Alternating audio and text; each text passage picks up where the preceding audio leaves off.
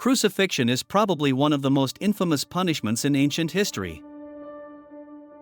And Rome perfected it until it became a slow, painful, and humiliating torture.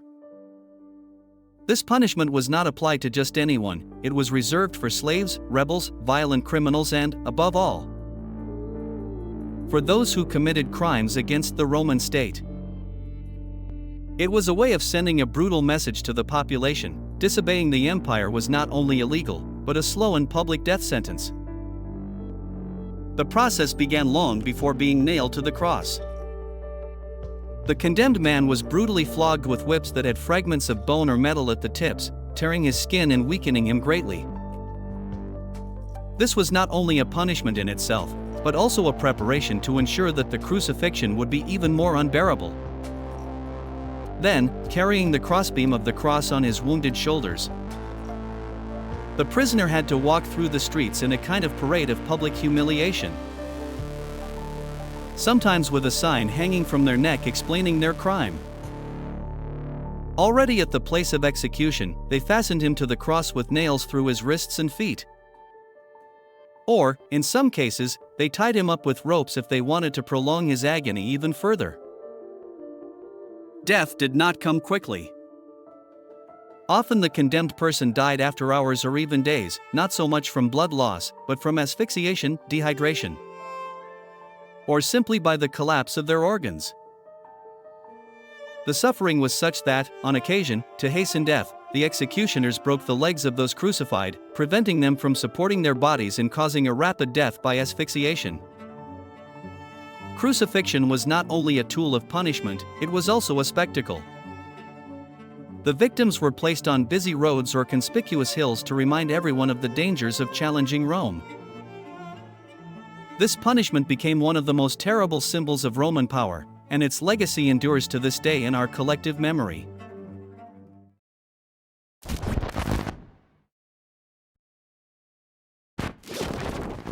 Among the strangest and most macabre punishments in Rome is the pena culei, or sack punishment. A punishment reserved exclusively for those who committed one of the most abominable crimes for the Romans: parricide, that is, murdering one of one's own parents. For the Romans, the family was sacred. The pater familias, the father of the family, was the supreme authority in the home, an almost untouchable figure. Killing him was not only a bloody crime, but a violation of the natural and social order, something that deserved a punishment that reflected all its monstrosity. The procedure was terrifying and ceremonial. First, the condemned person's head was covered with a leather sack, to symbolically separate him from the world of the living. He was then publicly flogged with bloody rods. But the most macabre part came next. The criminal was sewn into a large sack along with several live animals. Traditionally, these were a dog, a rooster, a snake, and a monkey, each representing chaos, betrayal, anger, and madness. Once inside the sack, now a capsule of terror and despair, he was thrown into the river or the sea to slowly drown, fighting uselessly against the enraged animals who were also trying to survive. It was a violent, claustrophobic, and deeply symbolic death. The murderer deserved neither the respect of a simple death nor the repose of the earth. Although it may sound incredibly elaborate and grotesque, this punishment was neither a myth nor an isolated case. There are historical records of its application even in the late imperial period. The sack punishment was, in short, a sentence that combined humiliation, physical suffering, and psychological horror, all in the name of Roman justice.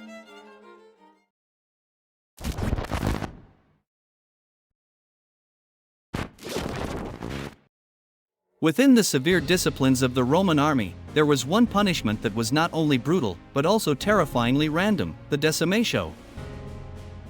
This extreme measure was applied to legions that showed cowardice, disobedience, or insubordination, and its purpose was to restore discipline through absolute fear. The term decimation comes from the Latin decimus, meaning 10th, and described exactly what it consisted of. 1 in 10 soldiers was executed, chosen at random, as collective punishment. The cruelest irony was that the direct culprits didn't always die. Fate could condemn both the brave and the coward, the veteran and the newly recruited. The process was almost ritualistic. The guilty unit was formed into lines, then divided into groups of 10 men. Each group had to draw lots, sometimes they rolled dice, sometimes they threw marked sticks, to determine who would be the victim. The most disturbing thing is that it was not the officers or the executioners who killed the chosen one, it was their own groupmates who had to beat them to death, usually using stones or clubs. The decimation not only caused the death of soldiers, but also destroyed morale and spread terror.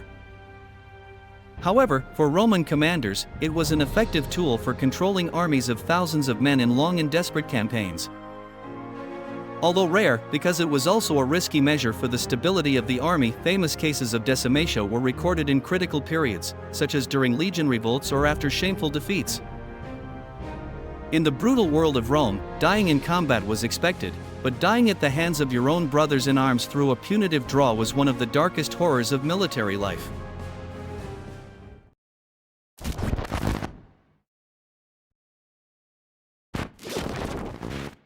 In the majestic, yet bloodthirsty, world of Roman entertainment, few punishments were as feared as that ad bestias, being sent to die at the hands of wild beasts in the arena of the amphitheater. This punishment was reserved for certain criminals, prisoners of war, rebels, and in many cases, for early Christians, who were seen as enemies of the traditional Roman order. But what made that ad bestias so cruel was not just the brutal death, but the whole spectacle that surrounded it. Before being sent to the arena, the condemned were publicly humiliated. Sometimes they were dressed in ridiculous costumes or animal skins, increasing the mockery of the crowd. Then, in the middle of the show, they were released into the arena, unarmed or with useless weapons, in front of hungry beasts such as lions, bears, leopards, or wild bulls. In some cases, the fight was completely unequal. It wasn't about fighting for survival, but about offering the audience a display of death.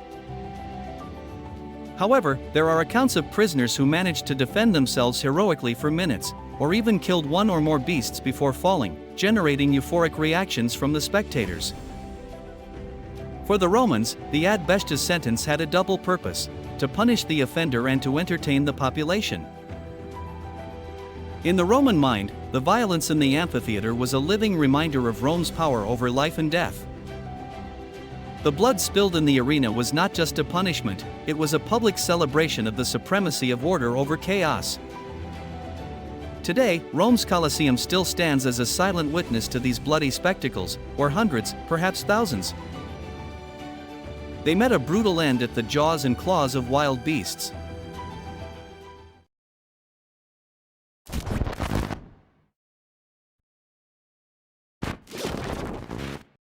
If you thought the Romans had already taken punishment to its cruelest extremes, wait until you hear about the theatrical executions, a macabre combination of art, death, and entertainment. During certain public performances, especially at festivals organized by emperors to gain the favor of the people, plays were performed that included death scenes. With a disturbing twist, the actors actually died on stage. Instead of using special effects or theatrical tricks, the Romans used real condemned men to stage mock murders.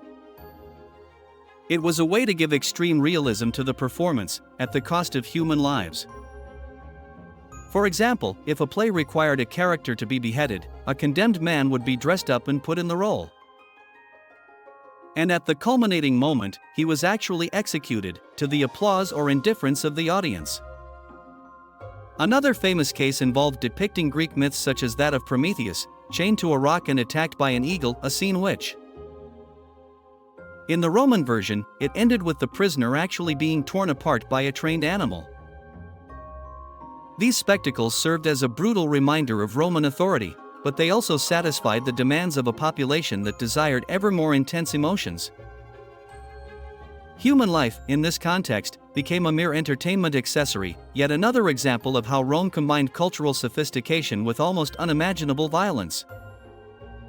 Theatrical executions show us not only the cruelty of Roman justice, but also the extent to which violence was normalized in public life. What for us would be an unimaginable atrocity, for many Roman citizens was just an afternoon of leisure at the theater.